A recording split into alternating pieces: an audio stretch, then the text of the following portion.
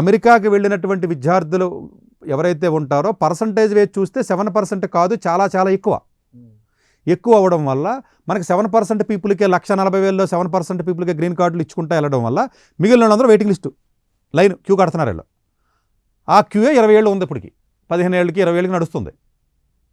మిగిలిన దేశాలు, నేపాల్ నుంచి వచ్చాడు 140,000 into 7% దగ్గర 10,000 మంది ఉంటారు నేపాల్ వాళ్ళు అసలు అమెరికాలో. అంటే ఆడికి H1B వీసా అక్కర్లా, వర్కింగ్ వీసా అక్కర్లేదండి. స్టూడెంట్ అయిపోతాడా, ఓపీటీలో ఉంటాడా. ఓపీటీ అంటే జనరల్గా 1 year ఇస్తారండి నాన్ స్టెమ్ కోర్స్కి. స్టెమ్ కోర్సులకి 1+2 3 years ఇస్తారు. అంటే ఏంటి, మన జాబ్ చేసుకోవడానికి పర్మిట్, అది ఆప్షనల్ ప్రాక్టికల్ ట్రైనింగ్ అంటారు. జనరల్గా మీరు ప్రాక్టికల్గా ట్రైనింగ్ అవ్వడానికి జాబ్ చేసుకోవచ్చు. మనం ఏం చేస్తున్నాం, ఈ 3 రోజు 1 year ఓపీటీ, నాన్ స్టెమ్ అయితే 1+2 3 years, ఏదైతే 3 years మనం ఉంటాం. మన ఇండియన్స్ ఎక్కువగా 3 years ఓపీటీకి వెళ్తారు. ఈ 3 years ఓపీటీ ఉద్యోగం చేసుకుంటూ ఈ 3 ఏళ్ళు అయిపోయిన తర్వాత మన గ్రీన్ కార్డ్ అప్లై చేస్తే రాదు.